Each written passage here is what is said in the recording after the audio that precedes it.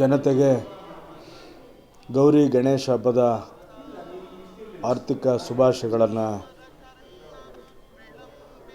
ಸಲ್ಲಿಸ್ತಾ, ಈ ವರ್ಷ ಒಳ್ಳೆ ಮಳೆ ಬೆಳೆ ಸುಖ ಶಾಂತಿ ನೆಮ್ಮದಿ ಸಿಕ್ಕಲಿ ಅಂತೇಳಿ ತಾಯಿ ಗೌರಿಯಲ್ಲಿ ವಿಘ್ನೇಶ್ವರನಲ್ಲಿ ಪ್ರಾರ್ಥನೆ ಮಾಡೋ ಮುಖೇನ ಈ ವರ್ಷದ ಆರಂಭಿಕ ಹಬ್ಬದಲ್ಲಿ ನಾವೆಲ್ಲ ಸೇರಿ ಒಂದು ಸಾರಿ ಗೌರಿಯಲ್ಲಿ ಮತ್ತು ವಿಘ್ನೇಶ್ವರನಲ್ಲಿ ಪ್ರಾರ್ಥನೆ ಮಾಡೋಣ ಅಂಥೇಳಿ ನಾನು ತಮ್ಮಲ್ಲೆಲ್ಲರಲ್ಲೂ ವಿನಂತಿ ಮಾಡ್ತಾ, ಈ ವರ್ಷ ಗಣೇಶನನ್ನು ಕೂರಿಸುವಂಥದ್ದಕ್ಕೆ ಮಣ್ಣಿನಲ್ಲಿ ತಯಾರಾಗಿರ್ತಕ್ಕಂಥ ವಿಘ್ನಾಯಕನನ್ನು ಪೂಜಿಸಬೇಕು ಅಂತೇಳಿ ನಾನು ಪ್ರಾರ್ಥನೆ ಮಾಡ್ತೀನಿ.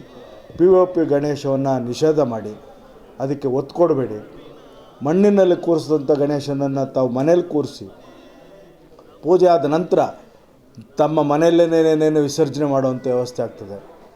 ಆ ನೀರನ್ನ ತಮ್ಮ ಮನೆ ಮುಂದೆ ಇರತಕ್ಕಂಥ ಪಾಟಲ್ಲಿ ಬೆಳೆಸಿರ್ಬೋದು, ಗಾರ್ಡನಲ್ಲಿರ್ಬೋದು, ಅದನ್ನು ನೀರೂ ಸಹಿತ ಗಣೇಶನ ಮೂರ್ತಿನೂ ಸಹಿತ ಎರಡೂ ವಿಸರ್ಜನೆ ಅಲ್ಲೇ ಮಾಡ್ಬೋದು.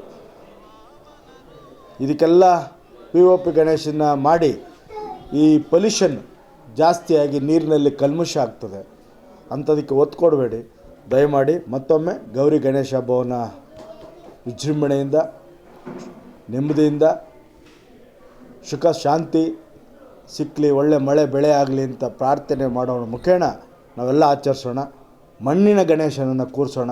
ಬನ್ನಿ, ಪರಿಸರವನ್ನು ಉಳಿಸೋಣ, ಪೊಲ್ಯೂಷನ್ನ ತೊಲಗಿಸೋಣ ಅಂತೇಳಿ ಈ ಸಂದರ್ಭದಲ್ಲಿ ನಾನು ಮತ್ತೊಮ್ಮೆ ಸಮಸ್ತ ಜನತೆಗೆ ಶುಭವನ್ನು ಹಾರೈಸ್ತೀನಿ.